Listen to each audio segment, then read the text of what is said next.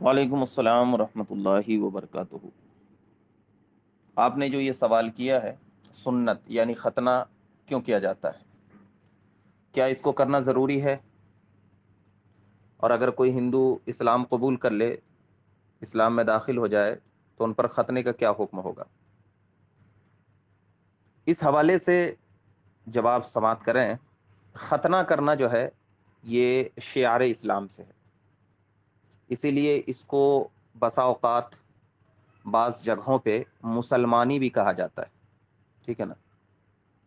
تو علماء فرماتے ہیں کہ یہ شعار اسلام ہے، اسلام کی ایک پہچان ہے، اس لیے ختنہ کیا جاتا ہے۔ اور اس کے بہت سارے فوائد بھی بتائے گئے ہیں، جیسے کہ آپ اگر سائنس وغیرہ کو دیکھیں گے تو اس سے بہت ساری بیماریوں کا حل ہے۔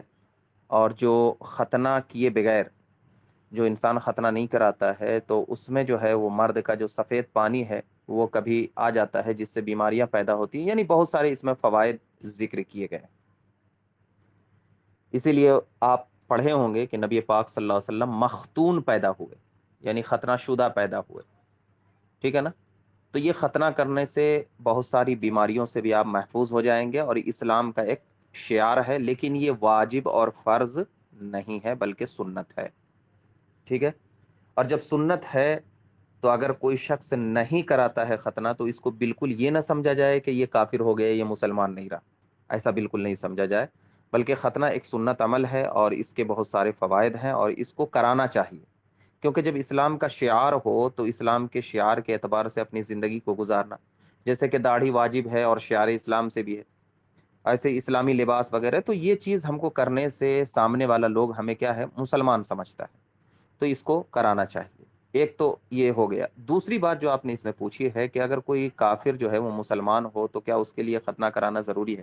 دیکھیے، مسئلہ یہ ہے کہ اگر کوئی شخص بالغ ہے، یعنی اتنا بالغ ہو گیا ہے، یعنی 12 سال سے زیادہ عمر ہو چکا ہے، تو اب یہ جو ہے اس میں دو صورت ہے۔ ایک صورت یہ ہے کہ ستر عورت کا چھپانا یہ واجب ہے، کسی غیر محرم کو دکھانا یہ ایک دم بالکل حرام ہے، اور ختنہ کرانا یہ سنت ہے۔ اور سنت اور واجب جب ایک جگہ جمع ہو تو سنت کو چھوڑ کر واجب پر عمل کیا جاتا ہے۔ اسی لیے اگر کوئی کافر جو ہے وہ مسلمان ہوا ہے، تو کوئی اگر کسی کے سامنے مطلب اپنی ستر عورت کو دکھانا یہ بالکل حرام و ناجائز ہے، اس لیے اس پر ختنہ کرانا ضروری نہیں، ٹھیک ہے؟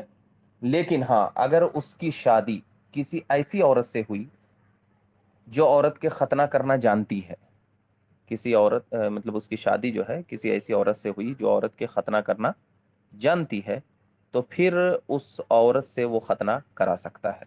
اور اگر کسی ایسی عورت سے اس کی شادی نہیں ہوئی ہے جو ختنہ کرنا نہیں جانتی ہے، تو پھر وہ ویسے رہ سکتا ہے، وہ اس کے لیے کوئی ضروری نہیں ہے، ٹھیک ہے؟ تو اس کو بات کو ذہن میں رکھیں، مگر کسی ایسے ڈاکٹر یا کسی ایسے حکیم کے پاس آپ جا کر کے یہ سوچیں کہ ارے ہم ختنہ نہیں کرائیں گے تو مسلمان نہیں رہیں گے، یہ بالکل سوچ جو ہے ہماری غلط ہے، اور آپ گنہگار بھی ہوں گے، اس لیے کہ ستر عورت کا آپ کو کسی غیر محرم کو دکھانا یہ بالکل حرام ہے۔